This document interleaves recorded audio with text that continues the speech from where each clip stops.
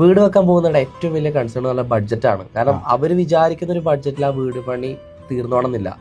അതിനെന്ത് സൊല്യൂഷനാണ് അവർ വിചാരിക്കുന്ന അവരുടെ ആഗ്രഹത്തിനനുസരിച്ച് ആ വീട് പണിയും വേണം, അവരുടെ ബഡ്ജറ്റിൽ നിൽക്കുകയും വേണം. അതെന്തൊക്കെ കാര്യങ്ങൾ ശ്രദ്ധിച്ചാലാണ് നമുക്ക് അങ്ങനെ ചെയ്തു കൊടുക്കാൻ പറ്റുക? എപ്പോഴും നമ്മൾ ബഡ്ജറ്റ് കാണുമ്പോൾ നമ്മൾ ആ വീട്ടിൽ എന്തൊക്കെ ചെയ്യാൻ ഉദ്ദേശിക്കുന്നു, അതിന് ഏറ്റവും നല്ല കാര്യം എന്താണെന്ന് പറഞ്ഞാൽ ഒരു 3D ഡിസൈൻ ചെയ്യിപ്പിക്കുക. ഒരു 3Dയിൽ കാര്യങ്ങൾ ഫുള്ളായിട്ട് ഡിസൈൻ ചെയ്യിപ്പിച്ച് ഇന്റീരിയർ അടക്കം ഡിസൈൻ ചെയ്ത് കഴിയുമ്പോൾ മനസ്സിലൊരു ഐഡിയ ആവും, ഇതാണ് എനിക്ക് വേണ്ട വീട്. ഓക്കെ, ഇനി നമുക്ക് ബഡ്ജറ്റ് ഇടാം. അപ്പോഴാണ് ഒരു കറക്റ്റ് ബഡ്ജറ്റിലേക്ക് എത്താൻ പറ്റുള്ളൂ.